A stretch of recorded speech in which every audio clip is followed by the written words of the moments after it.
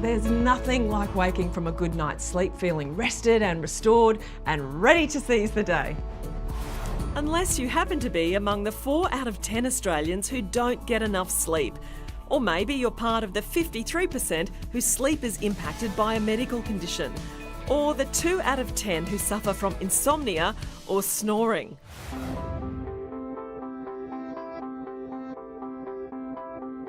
A couple of young kids, working in this industry, it's really not very conducive to good night's sleep.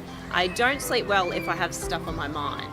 I would say I'm 80% a good sleeper. I can be a very bad sleeper. I catnap a lot. I take little short sleepers, so I don't think I'm a terribly good sleeper. It does affect your day if someone wakes up earlier. She was snoring, which she blushed about and didn't realise that she did. I'm shattered and I'm grumpy, short-tempered, so sleep affects you in so many different ways.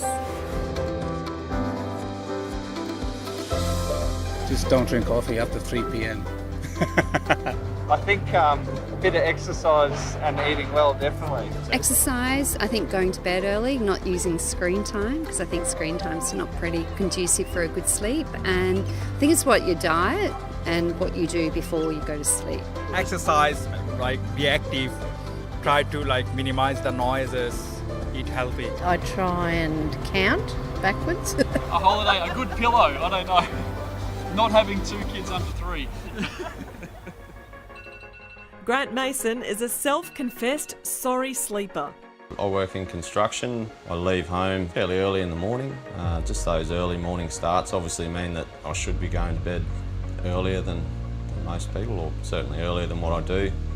I feel like if I go to bed early, I'm missing out on something. I feel like there's just too many things that I need to get done during a day at times. Stress depends on what I've got going on in my life at that particular time. It just makes me go to bed later than what I probably should. I've got children, so preparing them, making sure I've got everything ready for them for school the next day. Lunch is packed and school uniforms ready and homework's done, and that takes a big chunk of your afternoon and your evening. One thing I've noticed, especially as I'm getting older, is when I was younger I could get by with a lot less sleep. Now that I'm in my 40s, I find if I do stay up late, I'm actually worried that I'm not going to wake up when the alarm goes off in the morning. Tradies aren't alone when it comes to poor sleep quality, far from it. If, like Nicole McKinney, you're one of the country's 1.7 million shift workers, trying to maintain a sleep routine can be difficult. I'm a nurse, I do shift work, early shifts, late shifts, night shifts, so sleep's really important.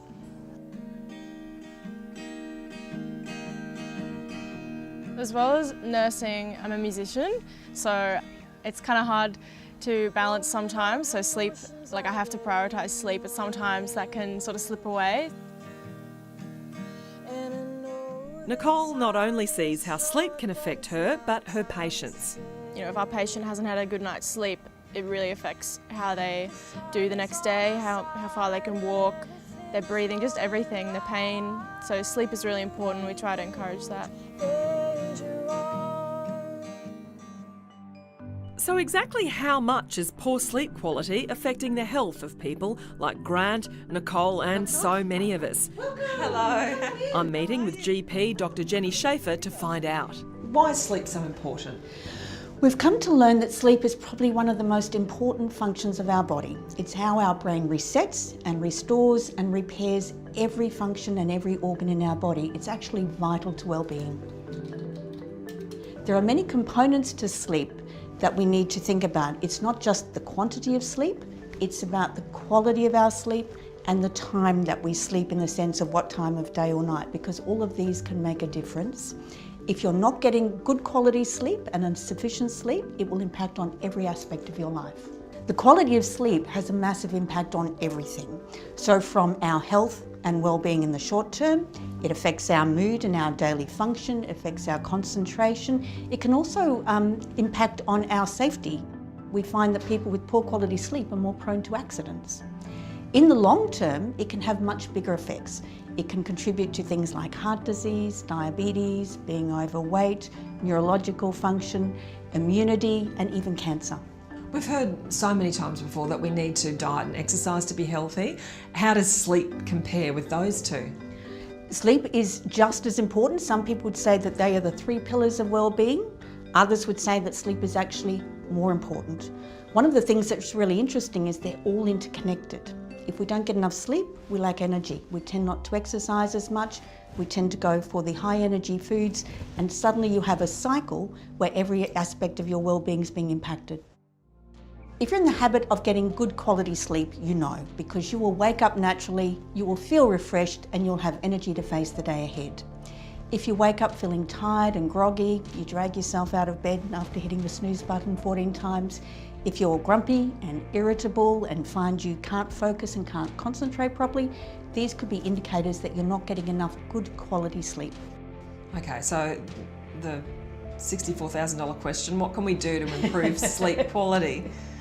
Well, I think we should think about our sleep from the moment we wake up in the morning. So getting up at the same time every day is a really important factor.